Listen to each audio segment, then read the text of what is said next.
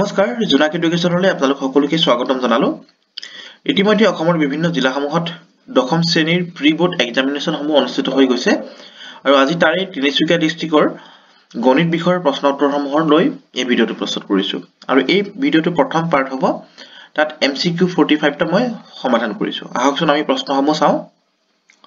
question number 1 যদি √m ৰ value 25 হয় তেতিয়াহলে m ৰ মান ওলাবলৈ গৈছে একেবাৰে সহজ প্ৰশ্ন আমি যদি 25 ক স্কয়াৰ কৰো তেতিয়া 625 হ'ব গতিকে আমাৰ সি অপচনটো শুদ্ধ হ'ব তাৰ পিছত আছে 2 নম্বৰ কোৱেশ্চনটো আটাইতকৈ সৰু কি সংখ্যা পূৰণ কৰিলে 1875 এটা পূৰ্ণবৰ্গ সংখ্যা হ'ব এতিয়া 1875 এই সংখ্যাটোৰ লগত যদি 1875 ৰ লগত যদি আমি 3 পূৰণ কৰো তেতিয়া হলে ইয়াৰ ভ্যালুটো হ'ব 5625 হ'ব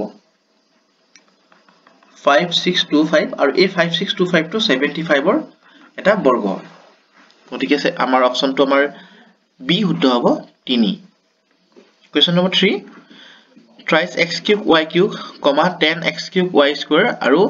6x square y square z ৰ সাধাৰণ উৎপাদক অৰ্থাৎ কমন ফেক্টৰ ওলাবলৈ কৈছে আমি যদি চাও এই সংখ্যাটোত x square আৰু y square গুটিকিটাতে আছে প্ৰথমটো আছে x square y square দ্বিতীয়টো আছে x square y square আৰু তৃতীয় সংখ্যাটো আছে x square y square কিন্তু তিনি সংখ্যাটো আটাইতকৈ সৰু হয় গতিকে এই তিনি সংখ্যাটো কিন্তু ইয়াটো ওলাব পাঁচ সংখ্যাটো ওলালেও গতিকে আমাৰ কমন ফেক্টৰ সংখ্যাটো হ'বই নোৱাৰে x square y square আমাৰ d আছে অপচনটো শুদ্ধ হ'ব কোৱেশ্চন নম্বৰ 4 যদি p আৰু q দুটা ভিন্ন মৌলিক সংখ্যা হয় তেন্তে সিহঁতৰ গসাউ কিমান হ'ব এই CF কৈছে অৰ্থাৎ ভিন্ন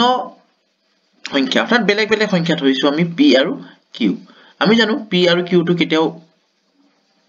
একেই নহয় বেলেগ বেলেগ সংখ্যা হয় তো যিকোনো সংখ্যাৰে এটা সাধাৰণ উৎপাদক থাকে হেতু হৈছে 1 গতিকে ইহঁতৰ গসাউ 1 হ'ব আমাৰ C অপচনটো শুদ্ধ হ'ব কোৱেশ্চন নম্বৰ 5 যদি দ্বিঘাত বহুপদত x square plus 3x plus k এটা শূন্য 2 হয় তেন্তে k এর মান কিমান হ'ব এটা ভ্যালু ওলাব লাগে এটা আমি দ্বিঘাত সমীকৰণৰ x square plus 3x plus k is equal to 0 যদি আমি x ৰ ভ্যালু 2 বহাও তেতিয়া এটো হ'ব স্কয়াৰ কৰিলে 4 হ'ব ইয়াত যদি 2 বহাও 3 2 গুণ 6 হ'ব 6 4 হ'ব 10 plus k is equal to 0 তো k ভ্যালু যদি আপনি যায় প্লাস আমি রাইট হ্যান্ড সাইডে নিলে -10 হ'ব গতিকে -10 আমাৰ বি অপচনটো শুদ্ধ কোৱেশ্চন নম্বৰ 6 যিকোনো অখণ্ড সংখ্যা a যদি এটা a is equal to bq plus r হি এটা প্ৰকাশ কৰিব লগা হয় তেতিয়াহলে যদি b তেন্তে b is equal to 3 বহালে a r হি কি হ'ব a r he 3q plus 1 3q plus 2 গুটিকিটা হ'ব গতিকে আমাৰ ডি অপচনটো শুদ্ধ হ'ব কোৱেশ্চন নম্বৰ 7 চিত্ৰ কাখত এটা চিত্ৰ দিছে আৰু এই চিত্ৰৰ পৰা আমাক কৈছে যে y is equal to px ৰ শূন্য সংখ্যা ওলাবলৈ কৈছে গতিকে y is equal to px ৰ শূন্য x কেবাৰ হৈছে x অক্ষৰালত সাধাৰণতে এবাৰ আৰু দুবাৰ কটাকটি কৰিছে গতিকে হেই আমাৰ এই অপচনটোৰ শুদ্ধ উত্তৰ হ'ব অপচন সমূহৰ ভিতৰত বি কোৱেশ্চন নম্বৰ 8 দ্বিঘাত বহুপদ 3x square - 48 ৰ শূন্য দুটা আমি এই শূন্য কিটা প্ৰথমে উলাই ল'ব লাগিব 3x square - 48 is equal to 0 যদি আমি চাও 3 যদি কমন লও তেতিয়া হ'ব x square minus 3 * 3 318 is equal to 0 x square is equal to minus আহিলে plus 16 তো x থাকিলে 16 ৰ ভ্যালুটো আমি লিখিব পাৰো plus minus 4 তো plus minus 4 হোৱাৰ লগে লগে সংখ্যা দুটা এটা প্লাসত হ'ব plus 4 আৰু আনটো হ'ব minus 4 গতিকে সংখ্যা কেইটা একেই নহল বেলেগ বেলেগ হ'ল সেই কাৰণে এটো সমান হ'ব নোৱাৰে বাস্তৱ সংখ্যাও নহয় এটো অসমান হ'ব unequal Question number 9 সমীকৰণ x is equal to 5 আৰু y is equal to 5 এ প্ৰতিনিধিত্ব কৰা ৰেখা দুডাল কি হ'ব x আৰু y আমি দুটা যদি চাও তেতিয়াহলে 5 আৰু 5 যেতিয়া থাকিব এই এটা লম্ব ভাবে কটাকটি কৰিব গতিকে আমাৰ বি অপচনটো শুদ্ধ হ'ব Question number 10 যদি a1x plus b1y plus c1 is equal to 0 আৰু a2x plus b2y plus c2 is equal to 0 দুটা চলকত ৰৈখিক সমীকৰণ হয় তেন্তে তলৰ অংশখিনি আমাক মিলাবলৈ কৈছে যদি চাও a1 by a2 not is equal to b1 by b2 এটো হলে সমাধান থাকিব গতিকে সমাধান থাকিব অদ্বিতীয় সমাধান b এটো আমাৰ b লগত মিলিব a1 by a2 b1 by b2 c1 by c2 গোটেইকেইটা ইকুৱেল হয় তেতিয়াটো আমাৰ অসীম সংখ্যক সমাধান থাকিব গতিকে 2c হ'ব দুটাটো মিলিলে বাকিটো অটোমেটিক মিলিব গতিকে 1 আৰু 2 1b 2c আমাৰ b অপচনটো শুদ্ধ হ'ব 1b 2c question number 11 সমীকৰণ 2x plus 3y minus 5 is equal to 0 তলৰ কোনটো বিকল্প শুদ্ধ কেইটামান বিকল্প দিছে x ৰ ভ্যালু যদি 1 হয় আৰু y ভ্যালু যদি 1 হয় তেতিয়া এটা সমাধান হ'ব আৰু দুইটো মত দিছে ই অসীম সংখ্যক সমাধান থাকিব গতিকে আমি যদি চাও এই সমাধানৰ দুটাই শুদ্ধ হ'ব গতিকে c অপচনটো আমাৰ শুদ্ধ হ'ব নেক্সট প্ৰশ্ন লাইছো question number 12 তলৰ কোনটো সমীকৰণৰ মূল দুটা বিন্দুৰ মাজেৰে যাব বিন্দুৰ মাজেৰে যদি যাবলৈ হয় তেতিয়া হলে আমাৰ টি অপচনটো শুদ্ধ হ'ব যেটো এই সংখ্যাখিনিৰ লগত যদি আমি ইনে প্ৰশ্নটো চাও এই সংখ্যাখিনিৰ লগত আমাৰ টি অপচনটো অলপ অমিল আছে গতিকে আমি অপচনৰ ফালৰ পৰা যদি লব চাও তেতিয়াও এটো হ'ব আৰু 4x - 5y2 ইয়াৰ ভ্যালুটো 0 হ'ব গতিকে আমাৰ টি অপচনটো শুদ্ধ হ'ব question number 13 তলৰ কোনটো দ্বিঘাত সমীকৰণ হয় দ্বিঘাত সমীকৰণ হ'বলৈ হলে এটো সুইচ কৰা আছে এটো নহব c নম্বৰটো দেখা দেখি আছে গতিকে আমাৰ c অপচনটো শুদ্ধ হ'ব question number 14 দ্বিঘাত সমীকৰণ x² - 3x - 10 = 0 ৰ বাবে এতিয়া এটো যদি আমি কৰো x² - 3x - 10 = 0 তেতিয়া হলে আমাৰ ইয়াৰ ভ্যালুটা -2 আৰু 5 পাম আমি দ্বিঘাত সমীকৰণ লৈ কৰিম বা উৎপাদক বিশ্লেষণ কৰো তেতিয়া আমি -2 আৰু -5 পাম সৰি +5 পাম গতিকে আমাৰ b নম্বৰ দিছে ইয়াৰ এটা মূল 3 -3 গতিকে -3 ৰবি নাপাওৱে আৰু ইয়াৰ ভেদ দুটা যদি চাও b² - 4ac = 0 b² মানে 3² - 4 a হলে 1 c হলে -10 = 0 3² মানে 9 - প্লাস 10 ৰ লগত যদি আমি 4 পূৰণ কৰো 4 × 2 = 40 = 49 হ'ব গতিকে শুদ্ধ হ'ব 49 হলে মানে আমাৰ এই অপচনটো শুদ্ধ হ'ব অকল a টো শুদ্ধ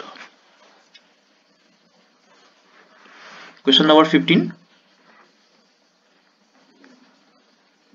প্ৰদত্ত সমীকৰণ x² + bx + c চিত্ৰ দি দিছে আৰু এই চিত্ৰত কি কৈছে a ৰ ভ্যালু 0 তকৈ ডাঙৰ হ'ব লাগিব গতিকে আমাৰ অপচনটো a শুদ্ধ হ'ব সৰি b অপচনটো শুদ্ধ হ'ব কাৰণ a ভ্যালু কেতিয়াও 0 হ'ব নোৱাৰিব question number 16 এটা সমান্তৰাল প্ৰগতিৰ যদি sn = 2n + 3 তেন্তে ইয়াৰ প্ৰথম পদটো হ'ব 2 + 3 5 গতিকে আমাৰ d অপচনটো শুদ্ধ হ'ব question number 17 সমান্তৰাল প্ৰগতিৰ এটাত 1/3 5/3 9/3 13/3 গোটেইকেইটাৰ বাবে আমাৰ কোনটো শুদ্ধ হ'ব ওলাবলৈ দিছে প্ৰথমে যদি চাও আমাৰ a ৰ ভ্যালু আছে 1/3 আমাৰ d ভ্যালু ওলাব লাগে d ভ্যালু ওলাবৰ কাৰণে প্ৰথম সংখ্যা সেকেন্ড সংখ্যাটো ফাৰ্ষ্ট মাইনাস কৰিম যেনেকে 5/3 - 1/3 তো তেতিয়া আমাৰ ভ্যালু হ'ব 3 থাকিব 5 - 1 4/3 গতিকে 4/3 আমাৰ d হয় এটো শুদ্ধ হয় তাৰ পিছতে আছে পাঁচতম পদটো কৈছে আমি যদি চাও এটা দুটা তিনটা চাৰিটা 4 নম্বৰ পদলৈকে আছে 5 নম্বৰ পদ লাব লাগে তো 5 নম্বৰ পদ লাবৰ কাৰণে 13/3 প্লাস আমি d মানটো যোগ কৰিম 4/3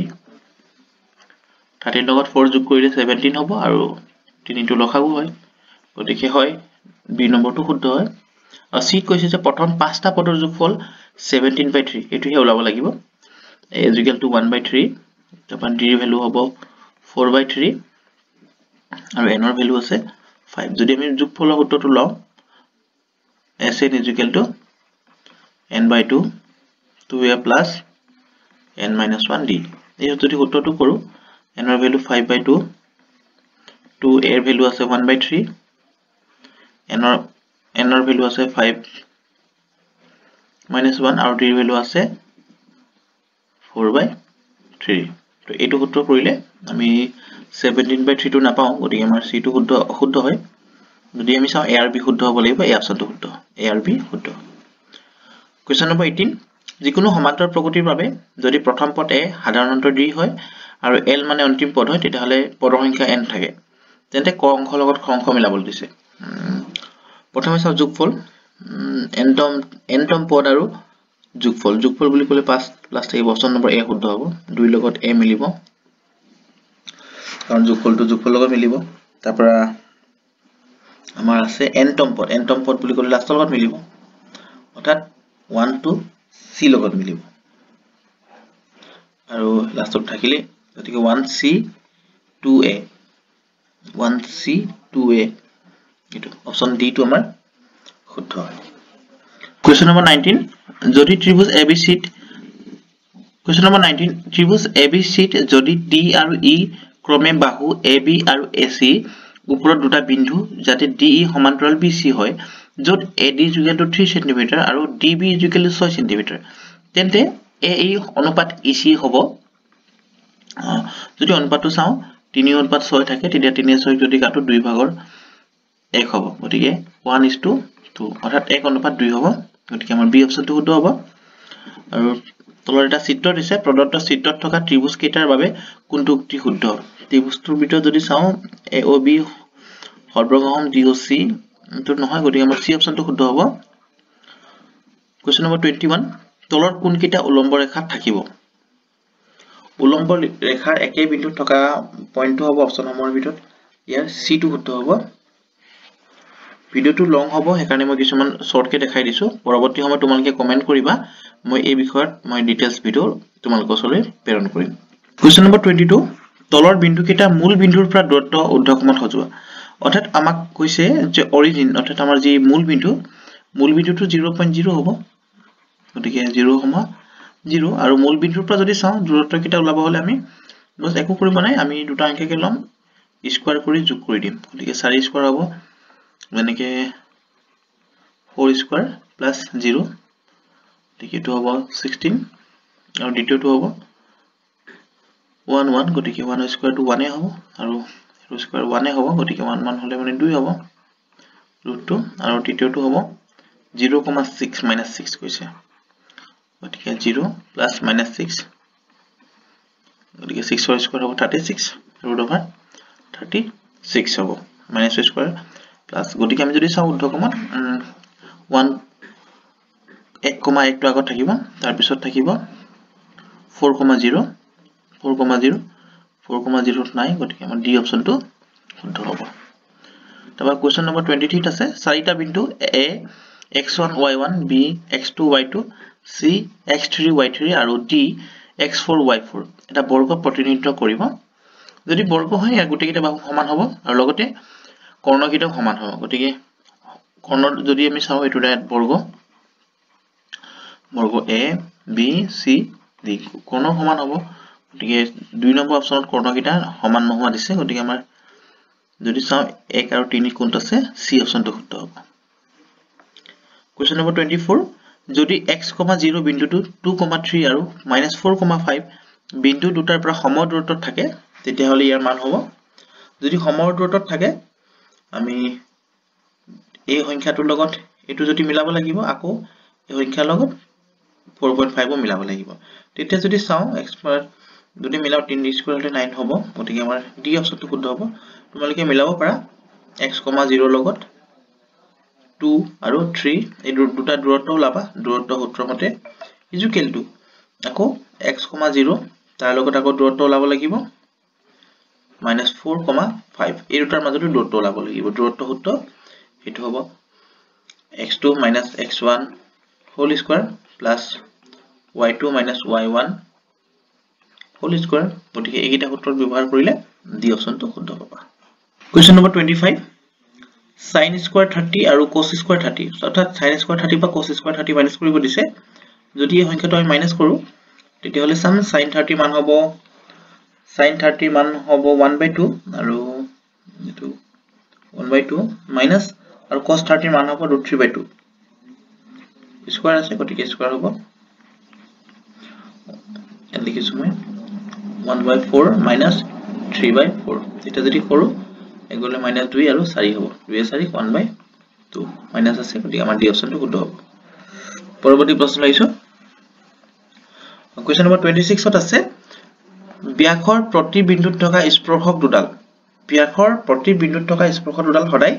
সমান্তৰাল হ'ব প্যাৰেলাল হ'ব গতিকে আমাৰ সি অপচনটো আমাৰ শুদ্ধ হ'ব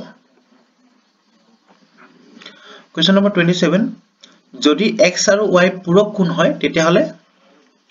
যদি x আৰু y পূৰক কোণ হয় তেতিয়াহলে ভ্যালু দুটা সদায়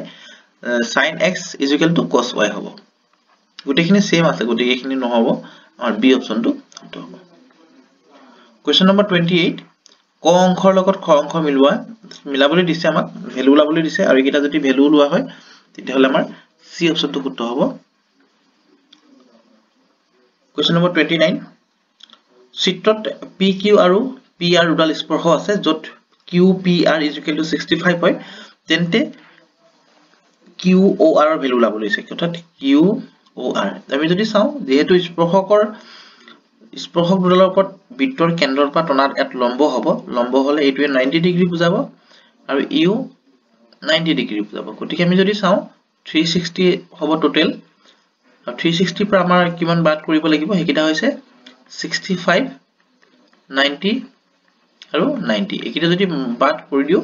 তেতিয়া আমাৰ 115 থাকি যায় গতিকে আমাৰ বি অপচনটো শুদ্ধ হ'ব কোৱেশ্চন নম্বৰ 30 আছে আৰু এই 30 এটা চিত্ৰ দিছে এই চিত্ৰটো যদি আমি সমান্তৰালভাৱে আকৌ আমি স্থানি লম তাৰ ভিতৰত আমি ঠিক একেদৰে ইয়াটো 90 ডিগ্ৰী হ'ব ইয়াটো 90 ডিগ্ৰী হ'ব এই ধৰণে কৰাৰ পিছত আমাৰ অপচন গুটেকিটা শুদ্ধ পাম ABC ৰ ভ্যালু আমি A আৰু BC ভ্যালু আমি 60 পাম আৰু OBC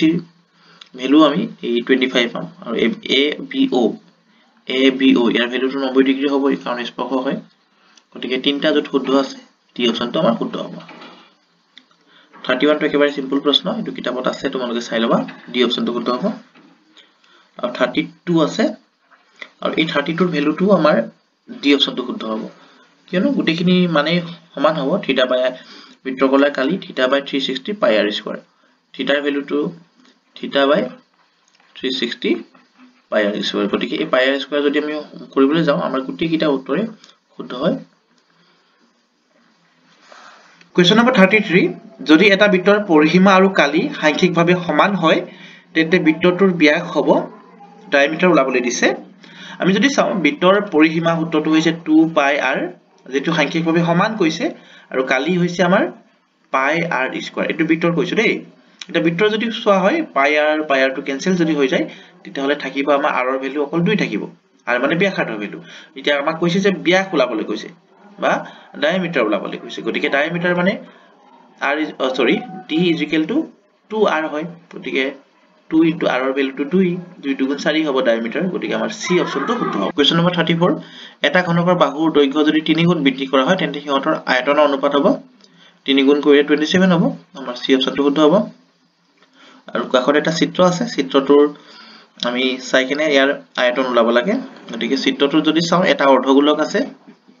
আৰু এটা শংকু আছে গতিকে অৰ্ধগোলক আৰু শংকু হলে ডি অপচনটো শুদ্ধ হ'ব কোৱেশ্চন 36 কেতিয়াও নঘটা ঘটনাৰ সম্ভাৱিতা হল 0 আৰু এনেকুৱা ঘটনাক অসম্ভৱ ঘটনা বুলি কয় ইম্পসিবল ইভেন্ট গতিকে আমাৰ বি অপচনটো শুদ্ধ হ'ব কোৱেশ্চন 37 নিৰ্দিষ্ট তথ্যৰ বাবে কোনটো সত্য অৰ্থাৎ আমাক কৈছে যে বহুলক কি ওলাব দিছে বহুলক হৈছে ধৰি লৈছো কেইটামান নাম্বাৰ 5 6 5 4 5 9 এই সংখ্যাকেইটা যদি চাও এটা সংখ্যা আটাইতকৈ বেছি আছে এটো হৈছে 5 এই 5 টোই এই সংখ্যাখিনিৰ বহুলক তাৰ মানে বহুলক হৈছে আটাইতকৈ সঘনাই ওলোৱা মান গতিকে আমি যেটো এটা সংখ্যাখিনিৰ মাজত যি সংখ্যাটো আমি বাৰে বাৰে পাইছো হেতুই হৈছে বহুলক গতিকে বহুলক আমি মানে সঘনাই বাৰে বাৰে ৰিপিট হোৱা নম্বৰটোই হৈছে বহুলক গতিকে আমাৰ এই অপচনটি শুদ্ধ হ'ব কোৱেশ্চন নম্বৰ 38 বহুলক তালিকাত শ্ৰেণী বিভাজনটো ওলাবলৈ দিছে আৰু যদি চাও বহুলক মানে আটাইতকৈ হাইয়েস্ট নাম্বাৰটো হৈছে 8 গতিকে 8ৰ সিধাত আমাৰ 55 to 70 গতিকে আমাৰ সি অপচনটো শুদ্ধ হ'ব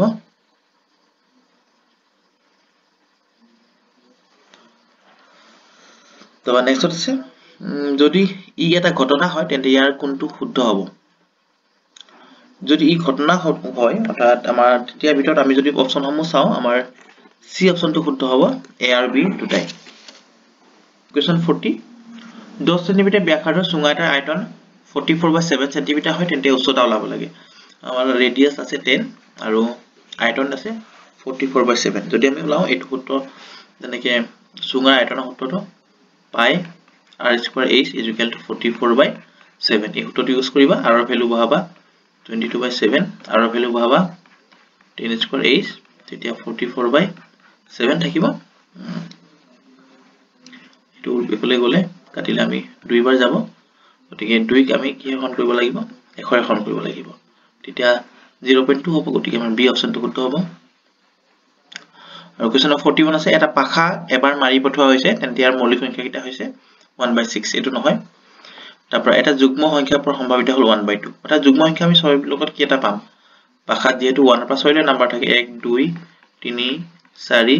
5 আৰু 6 যুগ্ম সংখ্যা 2 4 6 3 টোটাল নাম্বাৰ আছে 6 3 6 দুইবাৰ 1/2 ঠিক আমাৰ 2 নম্বৰটো শুদ্ধ হয় কিন্তু a টো আমাৰ অশুদ্ধ হয় গতিকে আমাৰ বি অপচনটো শুদ্ধ হ'ব কোৱেশ্চন নম্বৰ 42 পৰা 45 লৈ আমাক দিছে দুটা দাবী আৰু কাৰণ শুদ্ধ আৰু কাৰণটোৰ দাবীটো শুদ্ধ ব্যাখ্যা হয় তাৰপৰা বি অপচনত দিছে দুটা দাবী আৰু কাৰণ শুদ্ধ কিন্তু কাৰণটো দাবীৰ শুদ্ধ ব্যাখ্যা নহয় সি দিছে দাবীটো শুদ্ধ কিন্তু কাৰণটো অশুদ্ধ আৰু ডি দিছে দাবীটো অশুদ্ধ কিন্তু কাৰণটো শুদ্ধ এইখিনি মিলাবলৈ অকমান অসুবিধা হয় যেটো বাৰে বাৰে চাব লাগিব মই গতিকে কৈ যাম 1 2 3 2 এটা পূৰ্ণবৰ্গ সংখ্যা নহয় কাৰণ কি কাৰণত কৈছে হেতু হৈছে 2 3 7 8 যদি আমাৰ একক স্থানত থাকে তেতিয়া হলে এই সংখ্যাটো পূৰ্ণবৰ্গ নহয় গতিকে এটো আমাৰ শুদ্ধ হয় যদি আমাৰ দুটাই শুদ্ধ হয় তেতিয়া আমাৰ এ অপচনটো শুদ্ধ হ'ব গতিকে এটো এ হ'ব তাৰপা 43 কৈছে দাবী দিছে সকলোবোৰ সৰ্বসম ত্ৰিভুজ সদৃশ আৰু কাৰণটো দিছে যদি দুটা ত্ৰিভুজ সৰ্বসম হয় তেন্তে সিহঁতৰ অনুৰূপ বাহুবোৰ অনুপাত হ'ব 1 এটো আমাৰ যদি চাও সকলোবোৰ সৰ্বসম ত্ৰিভুজ সদৃশ এটোটো শুদ্ধ হয় গতিকে আমাৰ কৈছে আমাক নহয় দাবীটো শুদ্ধ কিন্তু কাৰণ শুদ্ধ কিন্তু কাৰণটোৰ দাবী শুদ্ধ ব্যাখ্যা নহয় গতিকে আনসাৰটো আমাক শুদ্ধভাৱে দিয়া নাই গতিকে আমাৰ এটোত বি অপচনটো শুদ্ধ হ'ব আৰু 44 আছে 13/3125 ৰ দশমিক বিস্তৃতিটো পৰিসমাপ্ত হয় এটো এটা পৰিসমাপ্ত নম্বৰ হয় কাৰণটো দিছে যদি x = p/t q এটা পৰিমেয় সংখ্যা হয় q ৰ মৌলিক উৎপাদকীয়কৰণ আহিটো হৈছে 2m * 5n আহিন নহয় যাতে m আৰু n অবিয়োগাত্মক অখণ্ড সংখ্যা হয় গতিকে আমাৰ ইয়াৰ প্ৰথম যদি মিলাব চাও আমাৰ দাবীটোটো শুদ্ধ হৈ আছে কিন্তু আমাৰ যেটো কাৰণ আছে এই কাৰণটো অশুদ্ধ হয় গতিকে আমাৰ সি অপচনটো ইয়াত শুদ্ধ হ'ব কোৱেশ্চন 45 তথা আজিৰ একেবাৰে শেষৰটি প্ৰশ্ন এই প্ৰশ্নটো হৈছে কোৱেশ্চন নম্বৰ আছে দাবী আছে x³ - 3x² + 5x - 3 = x² - 2 within bracket x - 3 plus 7x - 23 ইয়াৰ কাৰণটো দিছে দাবীটোটো অশুদ্ধ হয় আৰু কাৰণো অশুদ্ধ হয় কাৰণটো শুদ্ধ হয় কি অতিকে দিছে দাবীটো অশুদ্ধ হ'ব ঠিক আমাৰ ডি অপচনটো ইয়াৰ শুদ্ধ হ'ব এইকিটা আছিল এমচিকিউৰ সলভ পেপাৰখন মই পৰৱৰ্তী সময়ত ইয়াৰ পাছৰ কোৱেশ্চনসমূহ মই সমাধান লৈ আহিম যদি তোমালোকে ভিডিওটো চাই ভাল পোৱা তেতিয়ালে সাবস্ক্ৰাইব কৰি ৰাখিবা চেনেলটো পৰৱৰ্তী সময়ত তোমালোকক এটা নতুন ভিডিওত লগ পোৱাৰ প্ৰতিশ্ৰুতিৰে আজিৰ ভিডিওটো এটা সমাপ্ত কৰিলো